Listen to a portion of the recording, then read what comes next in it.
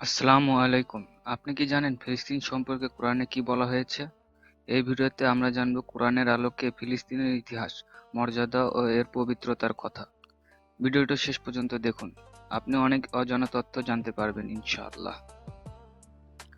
কোরআনে ফিলিস্তিনের নাম সরাসরি উল্লেখ নেই, তবে এই অঞ্চলকে বলা হয়েছে আল আরদুল মুকাদ্দাসা, অর্থাৎ পবিত্র ভূমি।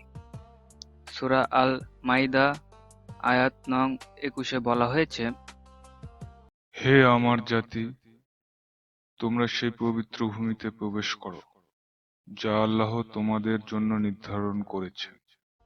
এখানে নবী মুসা আলাইসাল্লাম তার জাতিকে ফিলিস্তিনে প্রবেশের নির্দেশ দিচ্ছেন। এই আয়াতে বোঝা যায় ফিলিস্তিন ছিল আল্লাহর প্রদত্ত একটি বরকতময় ও পবিত্র ভূমি। সূরা আল আম্বিয়া আয়াত নং ৭১-এ বলা হয়েছে, আমি ইব্রাহিম ও লূতকে রক্ষা করে নিয়ে গেলাম সেই ভূমিতে, যেটি আমি সকল বিশ্বের জন্য বরকতময় করেছি।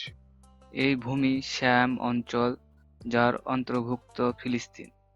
এখানে অনেক নবী বাস করেছেন, যেমন ইব্রাহিম আলাইসাল্লাম, ইসহাক আলাইসাল্লাম, ইয়াকুব আলাইসাল্লাম এবং ঈসা আলাইসাল্লাম।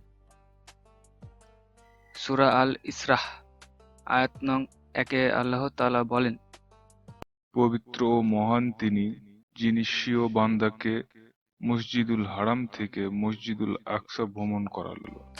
মসজিদুল আকসা অবস্থিত জেরুজালেমে, যা ফিলিস্তিনের অন্তর্ভুক্ত। এটি ইসলামের তৃতীয় পবিত্রতম স্থান।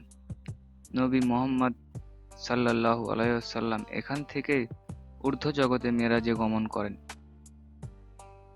এই অঞ্চলকে বলা হয় নবীদের ভূমি। এখানে অনেক নবী জন্মগ্রহণ করেছেন। দাউদ আলাইহিসসালাম ও সুলাইমান আলাইহিসসালাম এখানেই রাজত্ব করেছেন। এটা শুধু মুসলমানদের জন্য নয়, বরং ইহুদি ও খ্রিস্টানরাও একে পবিত্র মনে করে। ফিলিস্তিন শুধু একটি ভূখণ্ড নয়, এটি ইতিহাস, ধর্মীয় তাৎপর্য ও নবীদের স্মৃতিতে পূর্ণ একটি পবিত্র স্থান। আমরা যেন এর মর্যাদা বুঝি এবং শান্তি ও ন্যায়ের জন্য দোয়া করি। আমরা এই ভিডিওটিকে পর্ব আকারে সাজিয়েছি। আপনারা সম্পূর্ণ পর্ব দেখতে চাইলে সাবস্ক্রাইব করে অল অপশনে ক্লিক করে রাখুন, এতে পরের ভিডিও সহজেই পাবেন। এমন ইসলামিক জ্ঞান ভিত্তিক ভিডিও পেতে আমাদের চ্যানেল সাবস্ক্রাইব করে লাইক, কমেন্ট, শেয়ার করুন।